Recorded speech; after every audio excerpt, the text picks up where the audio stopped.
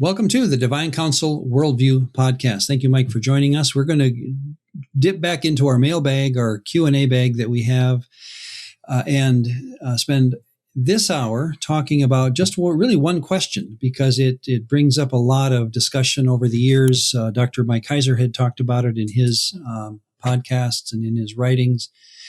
And so when our listener asked the question, I found it to be big enough of a question that let's spend our entire time with it. So, Mike, let's do that. Again, if you have questions or comments, please send them to questions.dcwp@gmail.com.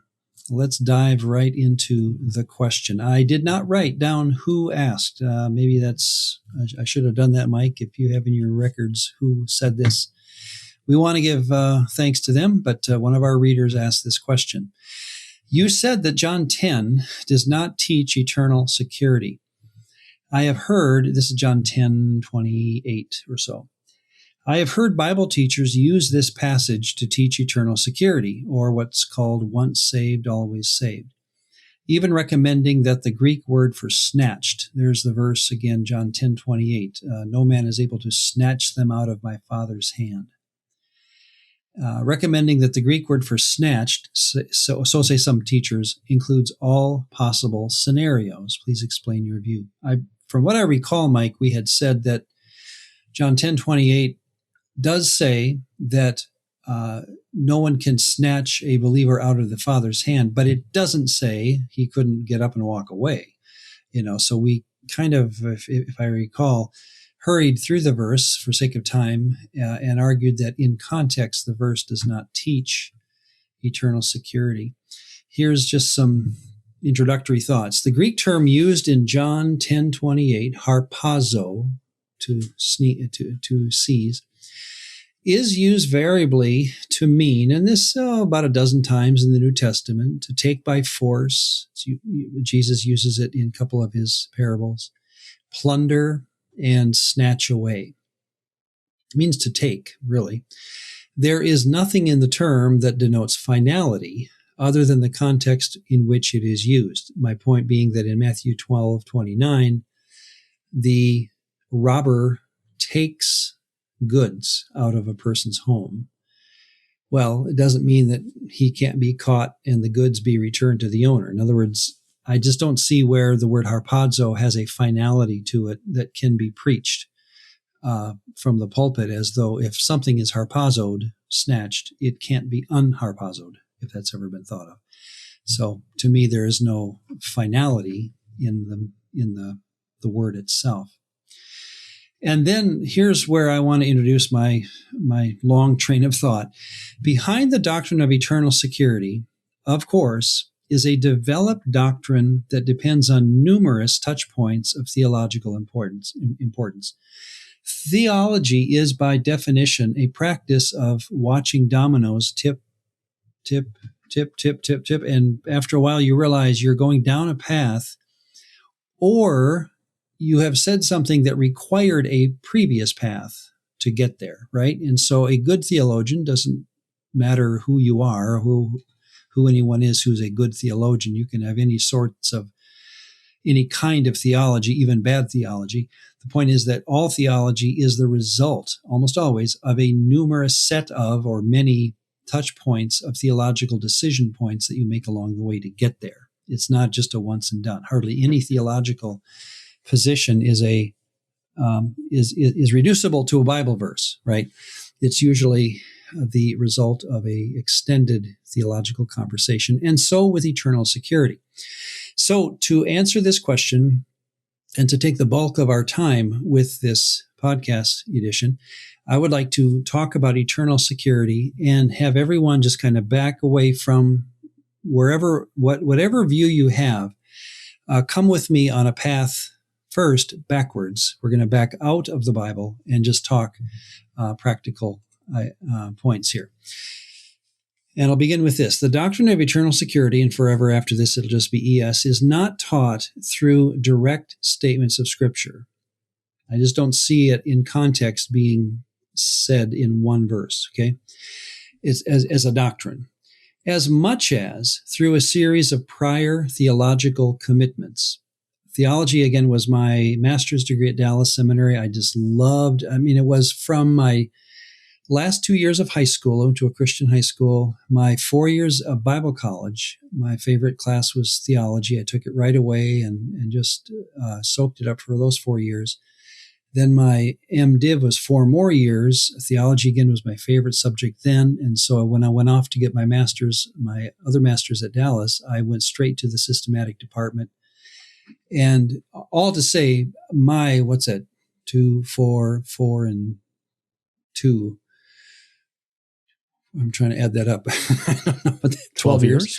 12 years was constantly thinking theology. And at one point, Dallas Seminary had a lay institute where you could, as a student, you could, for free, offer classes to people in town, right? And people would come to the seminary, and you as a student got to practice on them and teach courses. And I did that a couple of times. I was very intent on wanting to teach. And so it was a thrill for me to use my notes and start writing my doctrine notes even that early on. And all to say, it doesn't mean I'm right. It just means I love the study of theology, but I've learned over time there's so many touch points that get you to a doctrine, and hardly ever do you have a verse that proves your point. Because, think of this, everybody has the whole Bible. So even the fiercest opponent to your theology is getting it out of the same Bible you are. And so you can't just say, well, here's my verse, because what he'll say in response is, I know that verse is in my retinue of verses too. In other words, verses don't solve the issue. It's how you interpret this, which then leads to that, which then leads to that, and so forth and so on. So we have to back out of eternal security, for example. This is a good example of one where you have to back out completely and think of retrace the steps of how you got there. And we'll start with this. Among the most foundational is the doctrine of regeneration, typically understood within Augustinian, Reformed, and much of evangelical theology as a immediate ontological transformation that occurs at conversion. Fair enough? I hope that's a fair way of describing regeneration. When a person talks about getting saved, having a new nature, it's an immediate, ontological, real transformation. It's not just figurative. There's something that actually transforms inside the person at the moment of conversion. It doesn't happen as a growth process. It doesn't happen over time. It happens at the moment of conversion, which is hard to nail down. I grant that. When does a person get saved? It's fair enough to say we don't know sometimes, but that's what we call regeneration. In this understanding, so put a marker on that word, but think of what this has done. In this understanding, the believer is not merely declared righteous or welcomed into covenant relationship, but is actually recreated through the new birth, put that in quotes because that's a biblical term, receiving a fundamentally new nature that cannot ultimately be undone. This brings back memories of my own teaching in Bible college where I taught it. I remember saying very clearly, if the Bible's going to spend this much time on getting saved, you'd think it would spend an equal amount of time how to get unsaved. And that was one of my early arguments for eternal security. I now realize that's faulty argumentation, but I'll leave that alone. So, are you with me so far, Mike? You can just say I can kind of a yes or no, I guess. Yet, this doctrine, think of it this way, this regeneration doctrine is itself a matter of substantial theological debate. And a lot of Christians don't know this, but the New Testament speaks of being born again, born from above, in John 3, both of them, or becoming a new creation, 2 Corinthians 5:17.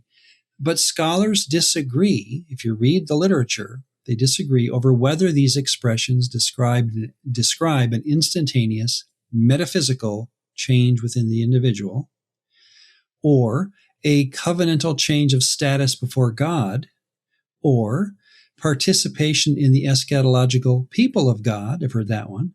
Or a prediction of resurrection life. There's 4 ways that I've heard a person can define born again or new creation. It's interesting, Jesus placed the regeneration idea, the very word born again, is used for Jesus in Matthew 19:28 to refer to the resurrection. He placed the regeneration idea in the next life when the Son of Man sits on the throne of his glory. So I lean toward being born again as a prediction of resurrection life. I'm living the life now that I will live then. I'm living a new life now because of the promise of resurrection. Okay. But again, I'm just saying that notice you have to have a regeneration doctrine in place in order to get to then eternal security, it seems to me, which we'll argue coming up.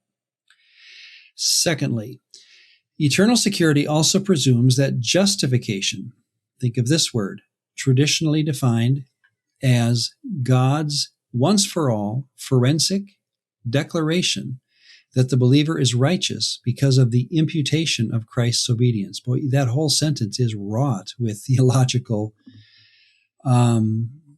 presumption, I would call it. And this is an irreversible legal standing before God. Eternal security follows naturally if this divine act is regarded as irrevocable. Fair enough, but this is in itself an assumption. Numerous New Testament passages, we know this, warn against apostasy and exhort believers to continue in the faith. So these serious reminders need to be taken into account before presuming that justification is an irreversible declaration made by God. Now, I hear the reformer in the background. He's saying you're mixing two different statements, two different ideas. One is the justification, one is the warning to remain, to persevere. And they see those as very separate conversations. I'm saying, and I know this is presumptive, but here's my point.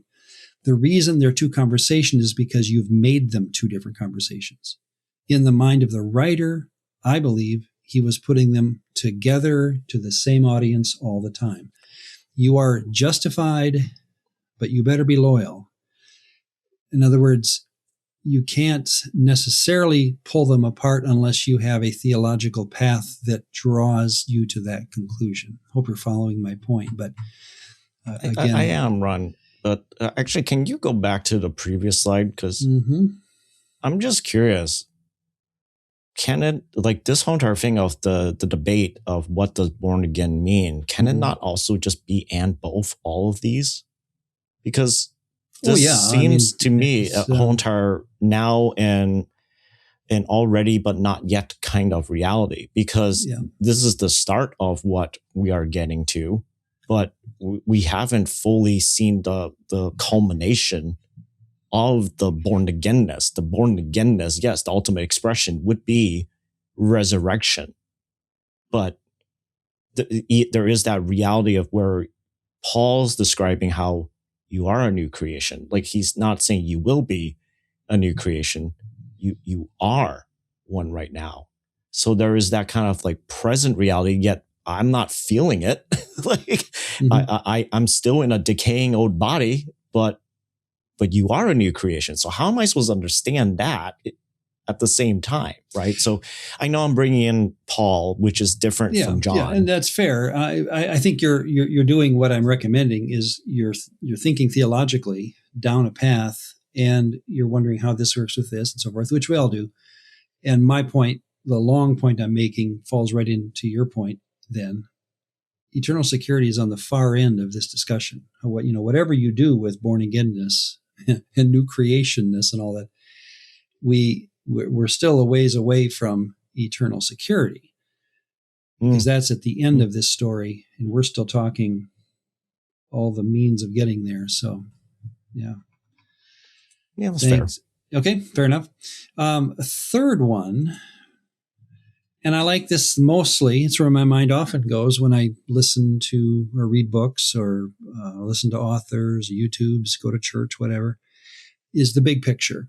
From the big picture point of view, eternal security depends upon a broader biblical story in which, think of all this going on, election is taught as the unconditional choosing of individuals for salvation.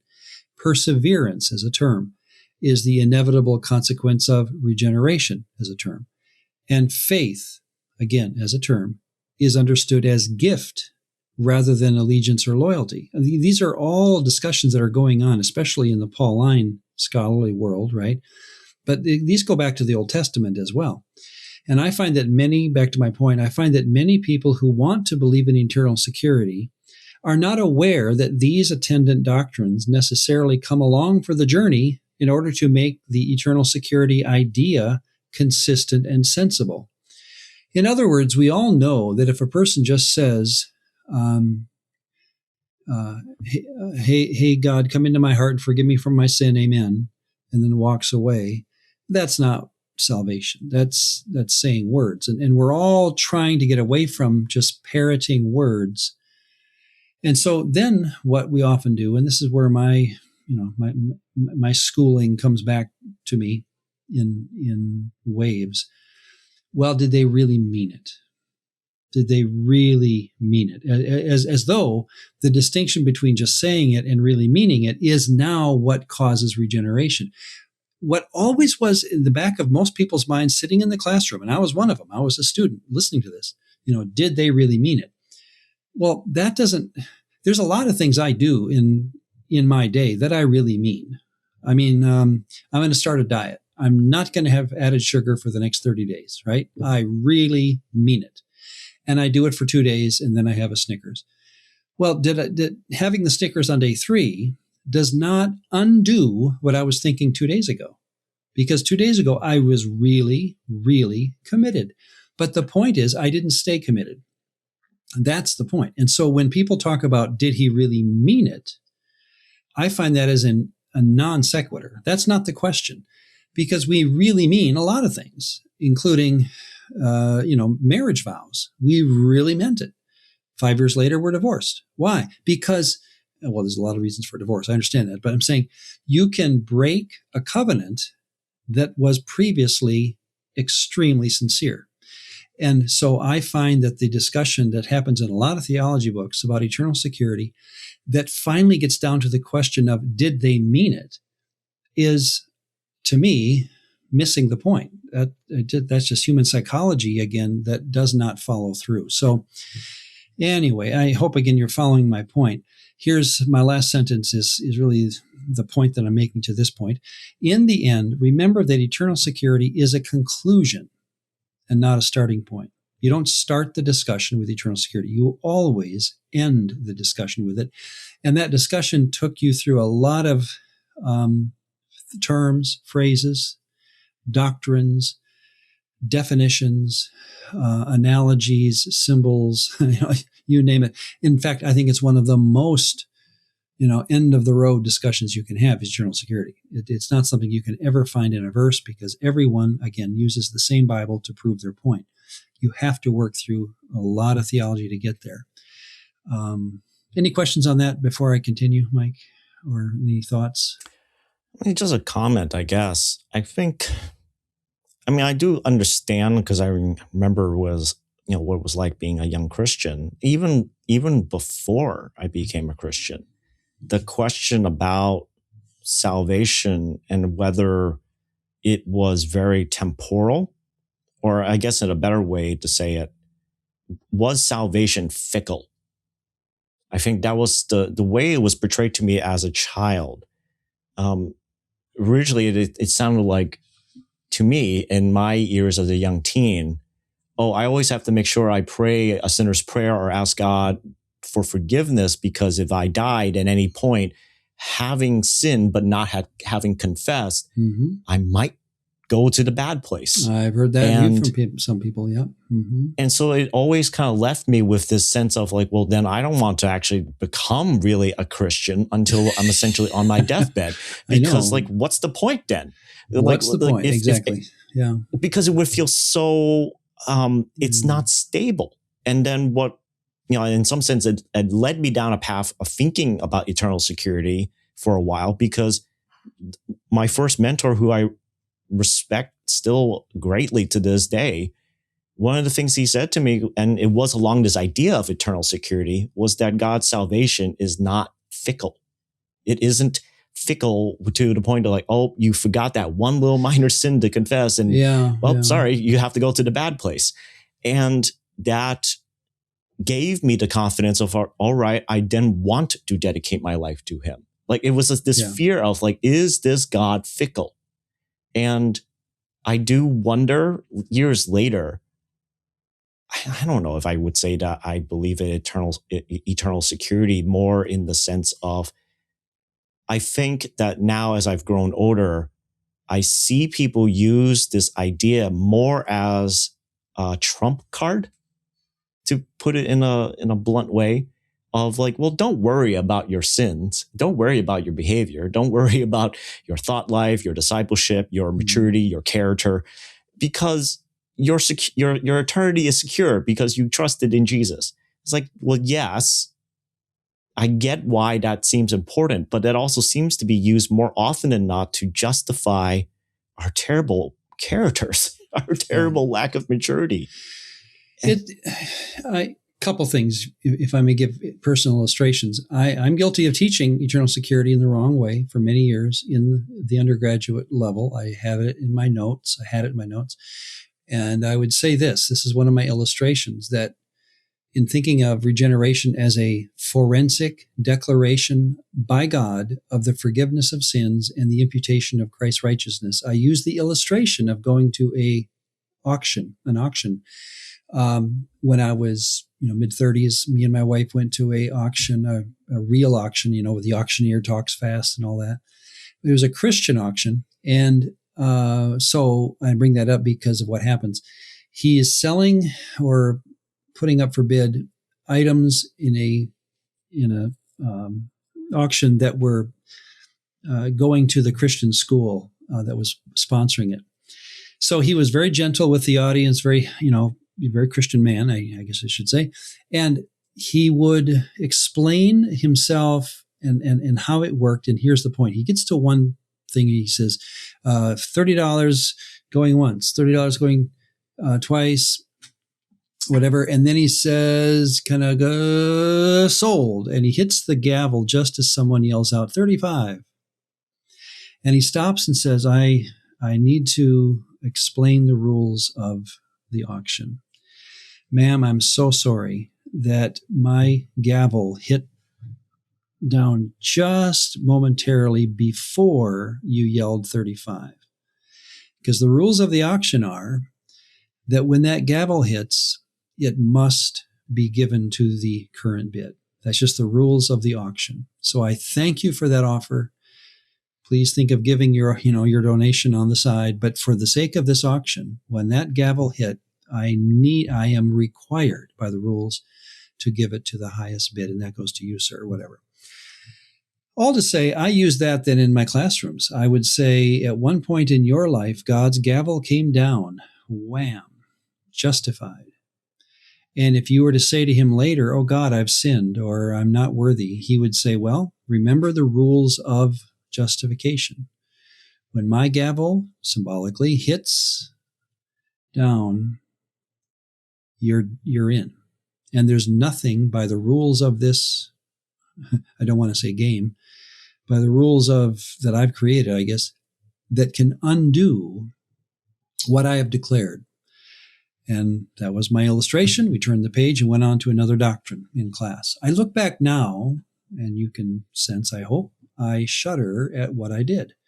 I took the analogy of an auction and I put it on top of the doctrine of regeneration, the doctrine of justification.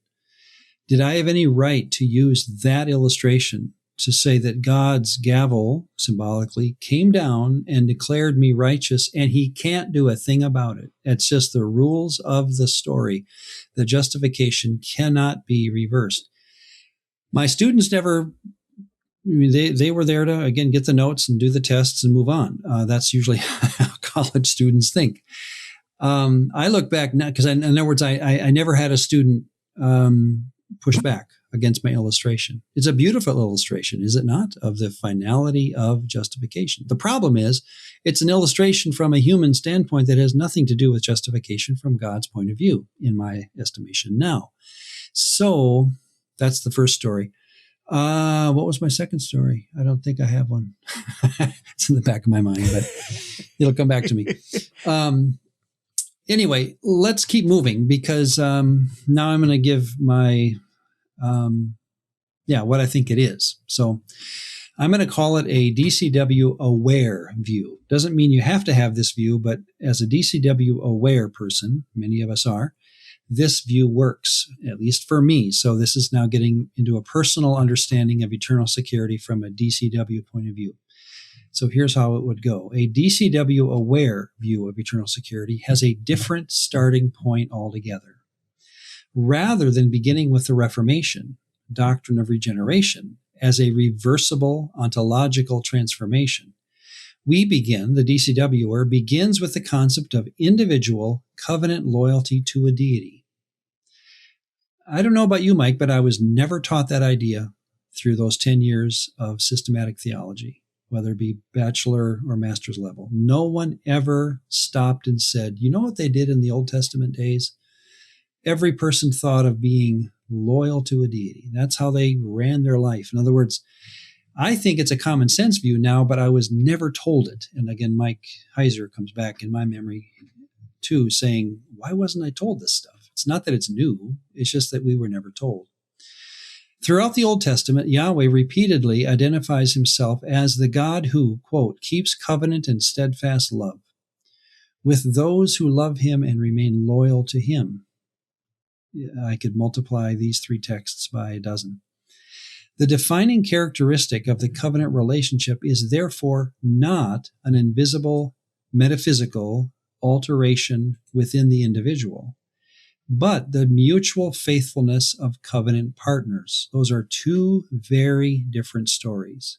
I'm changed from the inside out. I'm loyal to someone who's loyal to me. Those are two different ways of thinking.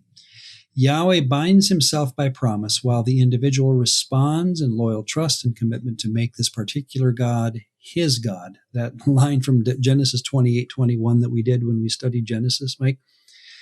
Jacob says, if Yahweh does this, this, and this, food, clothing, shelter, then Yahweh shall be my Elohim. An amazing statement. But that sounds like Jacob, doesn't it? He was willing to stake his worship on whether this God would treat him faithfully. And I think Yahweh did it. This framework continues into the New Testament, where faith, or pistis, frequently carries the sense not merely of intellectual assent, but of faithful allegiance and covenant loyalty to the Father and his risen Messiah. Within this reading, assurance then rests primarily upon the unwavering reliability of Yahweh rather than upon speculation regarding a literal change occurring within the believer at the moment of conversion. May I stop and say at this point, this was my other illustration I was remembering. If you were to say to the Apostle Paul, do you have assurance of your salvation? And that's different than eternal security, but they're related, to the point of being eternally secure. If you said to Paul, do you have assurance of your salvation to the point of being eternally secure in that salvation? I think Paul would say yes, but for reasons different than a metaphorical transformation of his soul. I think what he would say would mirror something like, well, Peter saying to Jesus, to whom shall we go? It's like when you realize something is true and you can't undo it. You can't unsee something you've seen. For me and my wife, just celebrated 40 years of marriage, I would say, do I fear losing my wife to divorce? No. Could I lose her to divorce? Yes, theoretically. Is there any reason? And here we're getting into how Paul would respond to eternal security. Paul would say, could I lose my salvation? Well, I suppose I could walk away, but I'm not going to walk away. I know that. In other words, Paul, in his maturity, has grown to the level of loyalty to where he can't imagine waking up some morning and saying, you know what, this whole thing is a farce, I'm going to leave. Or, you know what, Thor is a bigger God than Yahweh, I'm going to go after him. I think Paul would be, and a Peter, and a Timothy, and all these New Testament heroes, just like an Abraham, Isaac, and Jacob. They had so settled on their understanding of who God was and what he was doing and his faithfulness that they couldn't imagine not being faithful back. So, are there times you want to talk to God in a rebellious tone? I have those times. I don't know about you, Mike, but I have those moments of frustration, and I talk to him in ways that I almost get the words out and then I take them back. Usually I take the words back before they actually come out because I realize who I'm talking to, right? Can I lose my salvation? Can I go after another deity? Boy, I can't imagine why I would. I don't think I would. I really don't think I will. In other words, once you lose your innocence, you lost your innocence when it comes to Yahweh. And so that's where I think eternal security works in the life of a Paul or a Peter. Once you come to a certain point, you realize you can't turn around. You have invested so much of your life and you know it's true. You know it's true whether you want to argue around it or not. You know it's true. So I think that's what we mean by eternal security in this sense. Any thoughts there? I mean, I get what you mean about how refreshing it is to have the sense of there is a covenant relationship, and how covenant is something that we as evangelicals don't often factor into our theological thinking. Though I am also, I'm not just only thinking of New Testament passages like where Paul talks about, don't you realize you're a new creation? But I'm also thinking of other passages like Ezekiel's and Jeremiah's writings about how in Ezekiel, the promise is given that the heart of stone that the Israelites would have a sense it would be exchanged for a heart of flesh. Right. Or in Jeremiah about how God would put his law on the very hearts of the people. And so I wonder if I do think there's almost like the swing of extremes where we go to the point of ontologically you're transformed to such a point that no matter what, and to use your older illustration, the gavel has gone down.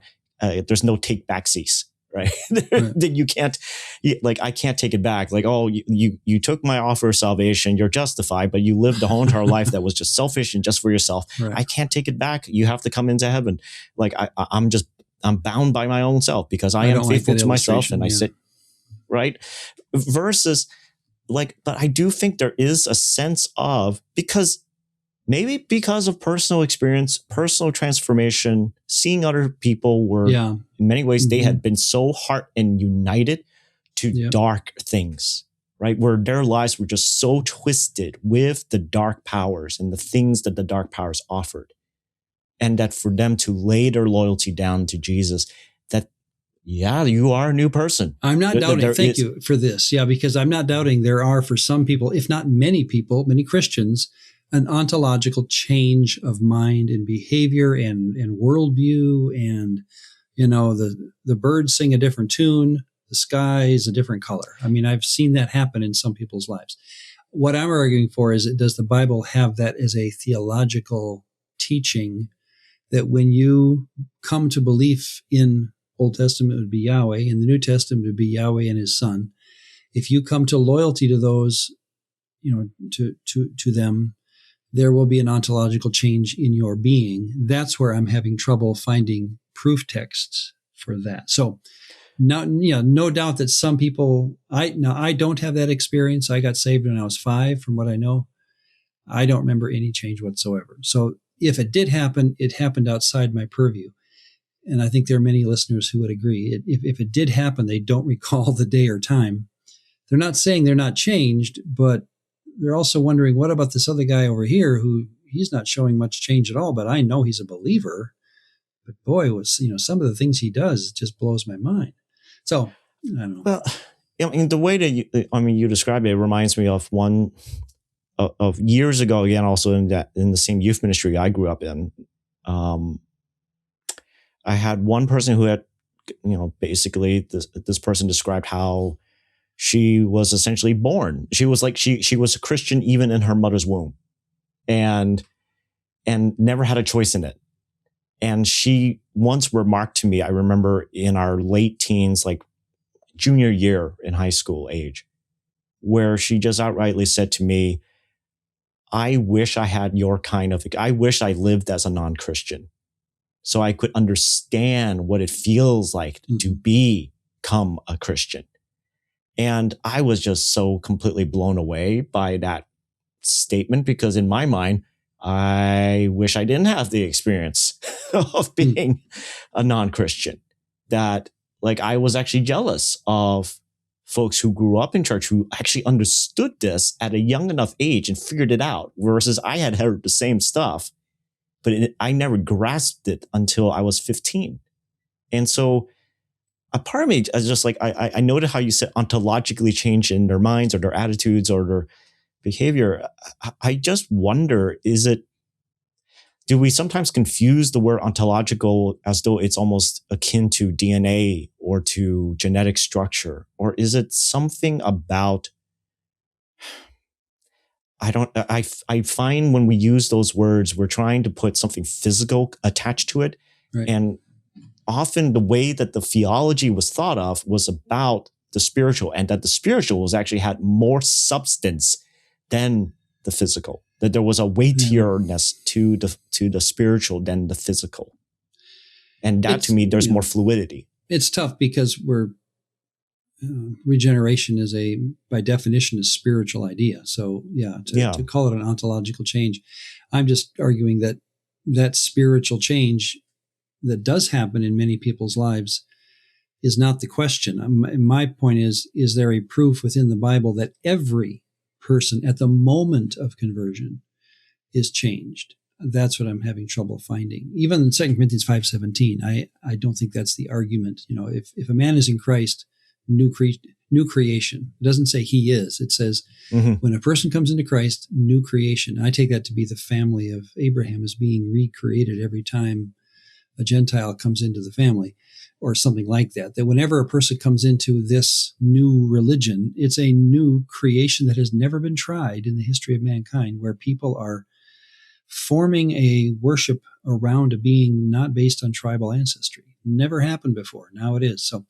different way of interpreting the same verse. But I'm ready to finish go ahead. Yep. Well, I guess I'm just wondering, is it possible that the scriptures do allow that possibility for that? Oh, yeah. Maybe it never got to it. But again, whatever the doctrine says, it has to say about everybody. That, if you have a doctrine of conversion, a doctrine of regeneration, and a doctrine of justification, it's got to count for every believer, not a majority. That was one of my issues a long time ago with the doctrine of depravity. And I wrote a paper on it and got in trouble with my administration at a school over that, because I argued that depravity has got to be for every non-Christian. It has to count for every, even the best non-Christian has to fit the definition of what you call depravity. And I showed examples of even the Bible, arguing against that idea. So it just, again, maybe I was about to say splitting hairs, but to me, that's what doctrine is. You're getting very specific about how as soon as you have an exception to the rule, the doctrine breaks. And that's why I'm trying to be very, very careful here. Well, anyway, let me read on. Recall how the gods, think of the story again that sets up eternal security. Recall how the gods allotted to the nations repeatedly are described as demonstrating injustice, corruption, and unreliability, while Yahweh alone consistently fulfills his covenant promises. That's a great theme of the Old Testament. This contrast reflects a wider pattern in the literature of the ancient Near East. Worshippers possessed little confidence that their gods would ultimately act consistently or honorably on behalf of their devotees. Ancient myths frequently portray the gods as capricious, self-interested, deceptive, and even divided amongst themselves, leaving human beings uncertain of divine favor even after exemplary acts of devotion. All of that is a background to eternal security. Why? Against this backdrop, Israel's confession is strikingly distinctive. Yahweh is not merely more powerful than the other gods, he is uniquely trustworthy. His chesed, mercy, covenant faithfulness, and steadfast reliability become defining attributes of his character, proving the foundation for genuine confidence in his promises. It is upon this story that any doctrine of eternal security must be built. Delight in Yahweh and feed on his faithfulness. Psalm 37:3. I think that's one of the verses that had me crying in the restaurant at 3 a.m. as I was doing my dissertation. I mean, imagine how that sounds in that world. Delight in Yahweh, feed upon his faithfulness. And then I close with this. Speaking for myself, and I'm saying it in front of you, Mike, for your response. Speaking for myself, this is what makes eternal security through the New Testament story. That's how I define whether a doctrine is true. I started in the Old Testament, get it going, get it defined, and then watch it into the New, and does it keep purring? Does the engine still run through the New Testament? If it does, I think I've got a doctrine. Discussions of perseverance and assurance are repeatedly viewed as invitations to continue entrusting oneself to the only Theos, whose character guarantees that his promises will never fail. That is full of New Testament echoes, I think. The repeated exhortations to remain, abide, hold fast, continue in the faith are not awkward tensions within an otherwise unconditional doctrine of eternal security, but the expected and natural language of covenant relationship. We are told to persevere because Yahweh is uniquely faithful to his promises. Thus, eternal security is fundamentally the security of Yahweh's promises rather than the permanence of an inward metaphysical transformation. We change the question of what changes inside the believer into which God has proven himself faithful enough to entrust one's present protection and eternal destiny. This latter question is not just important, it may well be the controlling discussion point when considering the doctrine of salvation. The Bible tells the story of a covenant-keeping Elohim whose promises to the individual believer never fail. So there's my argument for eternal security. I've got a God who will never fail me. Does it mean I can walk away? Yes. Will I? I can't imagine that I would, based upon what I've come to know about this God and his Son, Jesus, and the relationship that we have created or formed or whatever you'd say, enjoyed for these 60 years almost for me. It is so indelibly marked upon the way I think about the world, the lens by which I see everything, that yes, I'm not going to leave. I can't leave. I mean, I would literally say I can't leave the faith. If I did, something went wrong in my head. And this brings up a terrible conversation, but my wife is aware of a preacher that started saying some really weird things in our memory. And it turned out he had dementia. And so she just yesterday, she said, what do I do? She knows I love theology. She knows I love podcasting like this. And she says, what do I do if I hear that you say some really wacky, things? And that you're not thinking right anymore. Well, I said, talk to Mike. No, I didn't. I didn't say that. But in all seriousness, I said, well, you got to chalk it up. I mean, if I start saying things that are off, really wacky, and it's proved by a CT scan that it's a brain problem, well, my faithfulness to Yahweh is not in question. My ability to think is, and I have known people who lose the ability to think, and yet they're fully human. So that's a different discussion for a different day. But all to say, I think eternal security, here's my main point. If a person believes in eternal security, they're going to, by definition, give you a story of the Bible. They're going to have to get there by means of tipping dominoes. It's the end of a conversation, not the beginning. For me, it's the end of the conversation of covenant loyalty and what it means to be loyal to a deity. And in this case, the most promise-keeping deity that there is, Yahweh. That's the story for me. So I long to hear the story of eternal security from anyone else and how they put it together.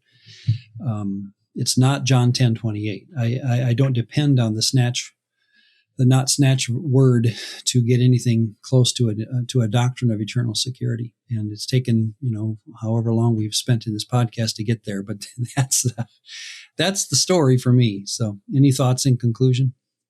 So would it be fair to say that this proposal that you have does not require an ontological, like a permanent ontological change within the human being, but it depends upon the faithfulness and the character of the eternal creator. Perfect. I wouldn't change a word of that. I work at a secular company, and I have 5 people on my team, and we talk every day by email and instant messaging. I know them pretty well. Never met them, but we talk all the time. They live in different cities around the nation. The reason I bring that up is because I don't think any of them are Christian based upon our conversations we have. I did have one. She retired, so she's not with us now. But the other ones I don't think are Christians. And so I've often wondered, what's the difference between me and them? What is the difference? I think I can nail it down to one thing. I worship the right deity. I hope they are. Again, we don't talk seriously about issues of religion during work time, but I'm thinking if they don't worship Jesus and they're not a Christian, then is there anything else that makes us different? Do our politics have to be different? Not necessarily. Do our views of morality have to be different? Not necessarily. In other words, there's so many things that we want to say, oh, it changes when you're a Christian. I'd say, well, be careful. I know a lot of Christians who transcend political boundaries, and they transcend ideological boundaries and even moral boundaries. So be careful that you say a Christian has to be ontologically different than a non-Christian. I'm not aware of anything that is guaranteed in that conversation. How about you? Since you asked me, I'll ask you back. I think at the end of the day, part of that answer for me is you have to look back on the story and on the fruit of the person's life.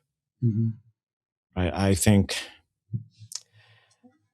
I do, like, throughout this whole entire presentation, it is striking to me how often we do associate and connect some sort of physical or even ideological or political or external factor to prove or to somehow assure ourselves that we're saved or that we have eternal security. Mm-hmm. And that we try to convince ourselves that there has to be some sort of instant transformation, right? And we have various Christian camps that will do stuff like this, where they'll insist you must be able to have a particular spiritual gift.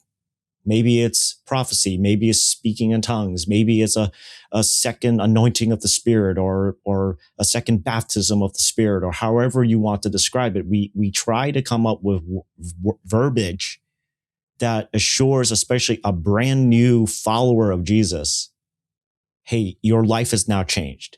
Your life has transformed.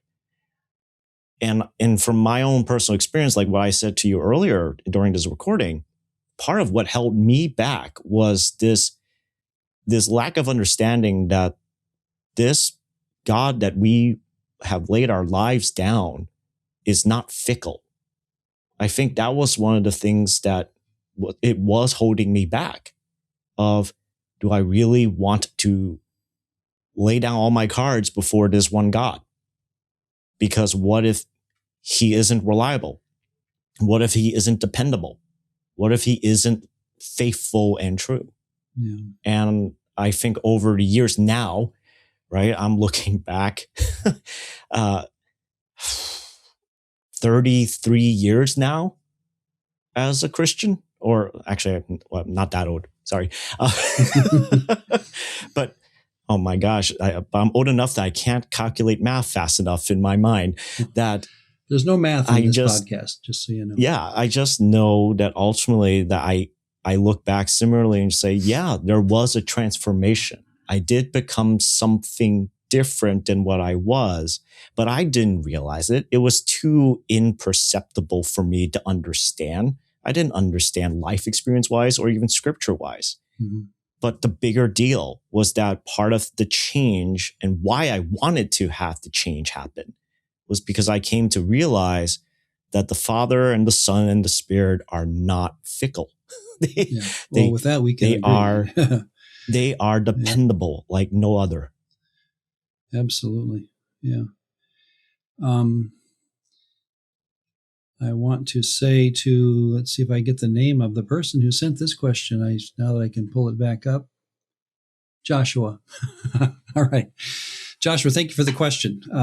We took it far and wide beyond maybe what you were anticipating, but does John 10:28 and the word snatch away have anything to prove eternal security? I'd say no. And if anything we can take from this conversation is that it's a long-winded doctrine that's at the end of the story of the Bible, not the beginning. So, all right. Well, thank you, Mike. Let's let it go at that. And thanks again, everyone, for your questions. As you have time for them, send them into questions.dcwp@gmail.com, and we will keep our mailbag as empty as we can. They're filling up every now and then here, and we have some more to go. So we love that, and we'll do it next time too. I think the next two for sure. We'll spend some time with theological questions. So let's leave it for today. The doctrine of eternal security, interesting and lovely doctrine in itself, but we'll have to let it go. So thanks, everyone, and until we talk again, may you have a blessed week.